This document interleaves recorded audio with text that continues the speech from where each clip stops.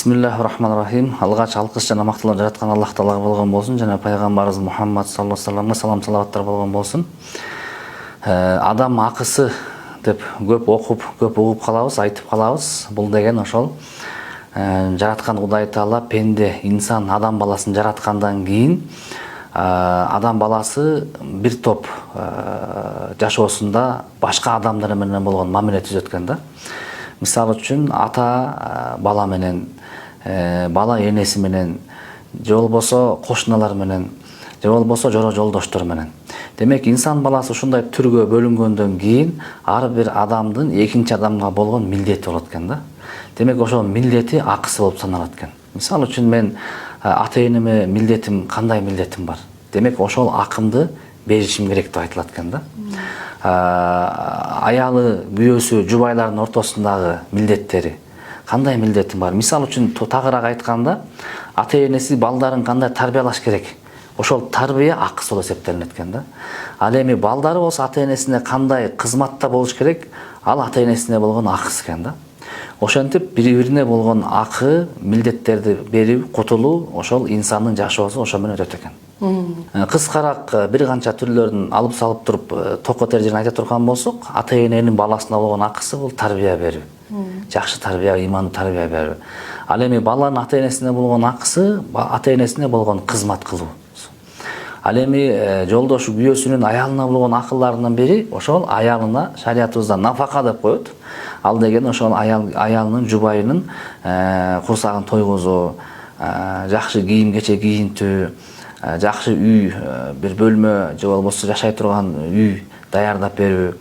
Аялынын, күйөөсүнүн болгон акылларынын бири ага баш ийүүсү, үйдө жакшы үй бүлөлүк атмосфера түзүп берүү, анын урук тукумун улап берүү. Кошунага болгон акысы болсо, ошол кошунасына зыян келтирбөө. Эгер кошунасы ач калып отурган болсо, өзү жеп аткан нанын жарымын берүү. Жора жолдоштор менен болгон акылларынын бири болсо, алардан кабар алып туруу. Мына ошолор бири-бирине болгон акыллардын негизгилери болуп эсептелинет. Акы дегенде ошол жактан эки нерсе түшүнүш керек да. Биринчи, ошо сен милдетиңди аткарышың керек деген сөз бар. Экинчиси болсо, сен ошонун аткара турган милдетти кемитип алып коюу. Демек акысын алып коюу деп түшүнсөк болот да. Мисалы үчүн бул көп учурда анын мисалы үчүн бир адам экинчи адамдан акча сурап келет, карызга элечи, мисалы үчүн жашообузда көп ушундай болот да. Бирок карызга акча сурап келгенден кийин ошол акчасын берсе карызга, кайра келген мөөнөттө кайтарып бербей калган болсо, анын акысын жеген болот да, мисалы үчүнчү. Бизде көп ошондой көп болот жашоодо. Кайра ошол убакыт келгенде сурап калышат дагы, бирок ошол учурда менде акча жок, бере албайм дей турган болсо, тигил адамдын акысын жеген болот да. Мына ошол нерсе бар. Пайгамбар хадисте көп айткан жерлери бар. Качан алсыз адам күчтүү адамдан карызын жеңил эле алып калган болсо, ошол адамдарга, ошол чөйрөгө Кудай Таала өзүнүн рахматын төгөт деген бар да. Качан алсыз адам күчтүү адамдан берген акчасын ала албай калган учур болуп кала турган болсо, акысын жетирбей турган болсо, ошол жерде жаман зулумдуктар, Алланын мээримдүүлүгүнүн тескериси ушундай жаман нерселер тарап калышы ыктымал дейт да. Бул дегени ошол адам качан өзүнүн күчү болсо дагы, мансабы болсо деле, алсыз адамдарга алган акчасын кайра кой элим эмне дейт, Кудайым эмне дейт деп ошону мөөнөтүндө кайтарып акысын жеп калбайын деп адамдык сыпатына келе турган болсо, ошол чөйрөдө жакшылык таркайт экен да.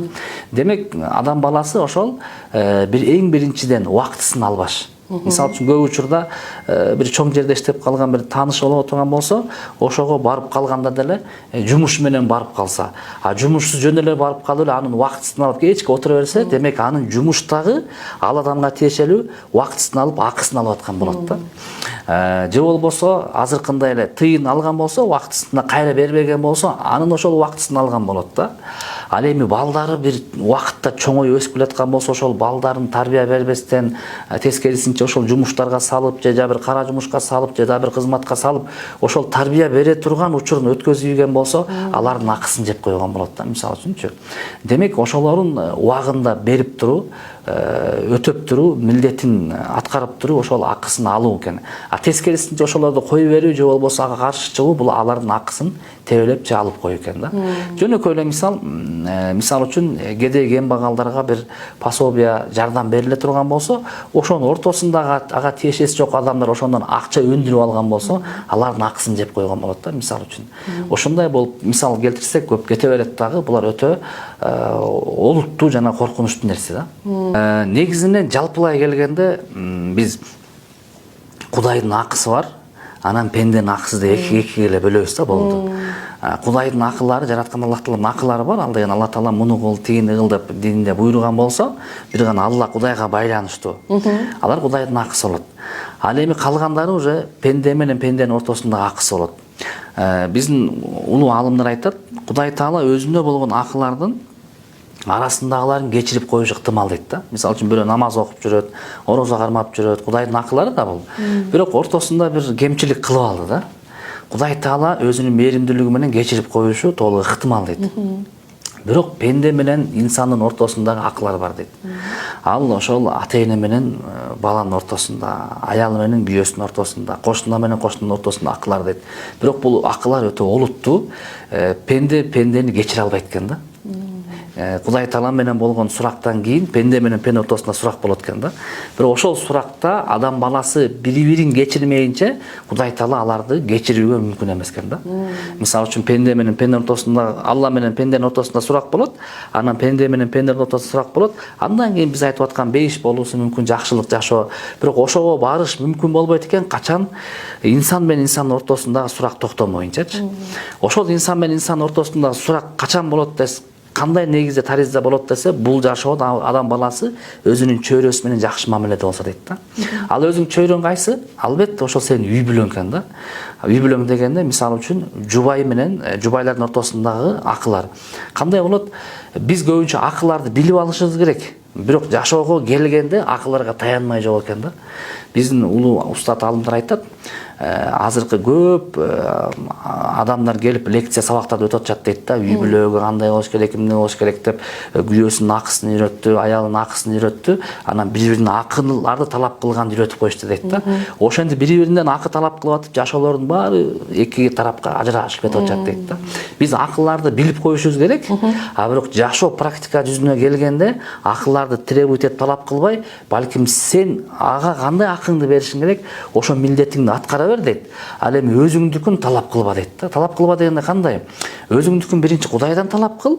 Ал эми бул адамдан жакшы нерсени үмүт кылып өзүңдүкүн бере берсең, Кудай Таала балким ошону кайра кайтарып берет дейт да. Биринчи сен кадам шилте деген сөз да, кыскасы айтканда.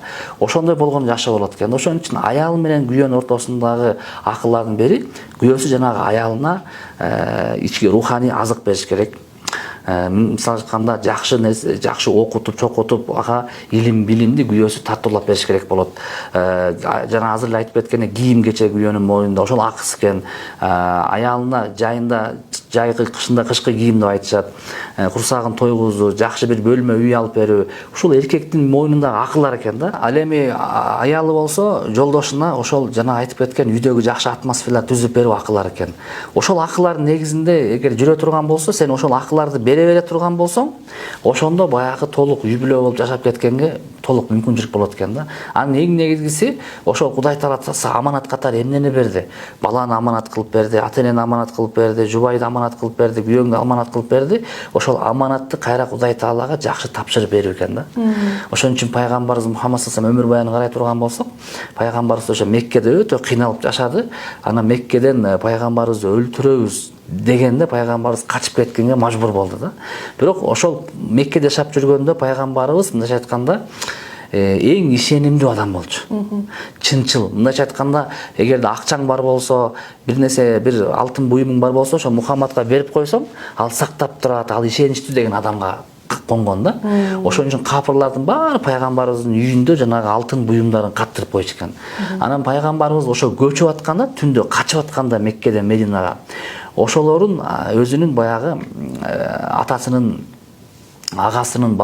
баласы болгон Али радhiyallahu anhuга, Алиге таштап кетип атат да үйүнчө. Сен калгының мына бир эки буюм тайымдарды көрдүңбү? Ушуларды кайра ээлерине кайтарып берип баарында дагы ана менин аркаман кайра көчүп кел дейт да. Демек ошондой коркунучтуу абалда пайгамбарыбыз эмне кылып атат? Өзүнө берилген аманат буюмдарды капырлар болсо дагы, Кудайга ишенбеген өзүнүн каршылаштары болсо дагы ошолор кайра аманаттарды кайтарып бер дейт, акылларын бер дейт. Демек ошол сыяктуу эле ушул эреженин баарында колдонуш керек.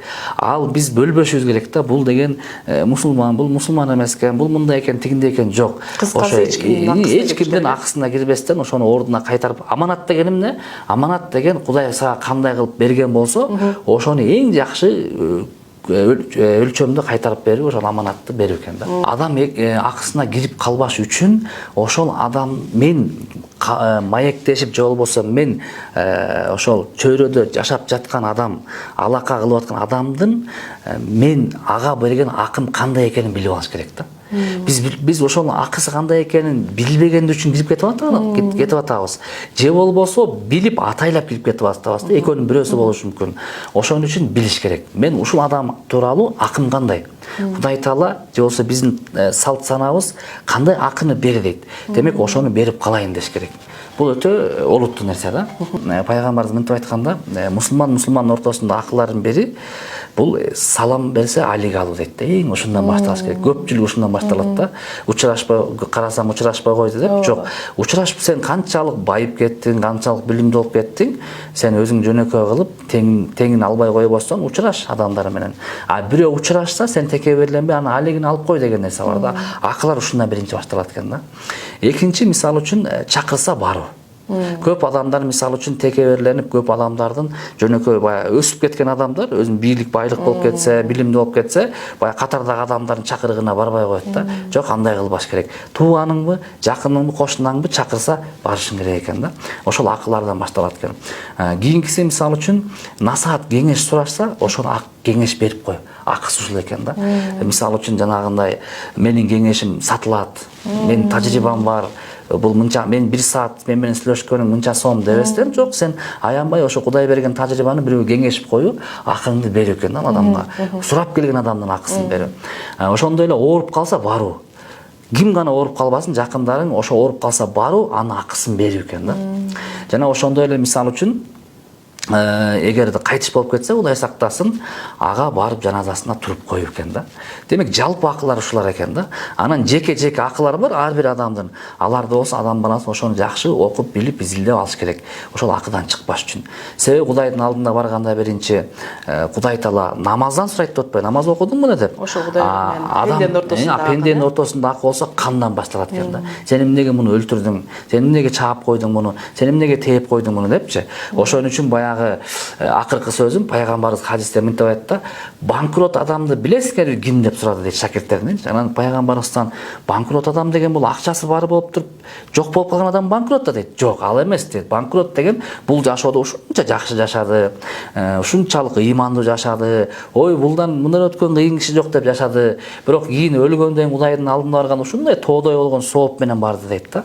Баргандан кийин анан бир адам келди дейт. Сен билесиңби менин жагыма чаап койгонсуң деп анын сообун алды дейт. Бирөө сен билесиңби менин акчамды алып койгонсуң? Сен билесиңби менин тамагымды алып койгонсуң? Сен билесиңби мынтип койгонсуң деп баары келип анын сообун ала берип дейт. Эчтекеси жок калды дейт да. Мына ошол чыныгы банкрот дейт. Анан кийин дагы адамдар келип бербейсиңби сообун дегенде сообу жок болуп калгандыктан күнөөлөрүн ага берип кетти дейт да. Мына ошол нерсе экен. Ошон үчүн бизге мотивация эртең Кудайдын алдында барганда бул адамдар менен талашып тартышып калбайын деген бизде мотивация болуш керек да. Бул жашоодон менден кетпесин, башкалардыкын кечирип мен өзүмдүн акымды талап кылбай башкалардыкын берип калайын деген мотивация болсо, адам баласы эч качан кыйналбайт, Кудайдын алдында жүзү жарык болуп жашаган болот.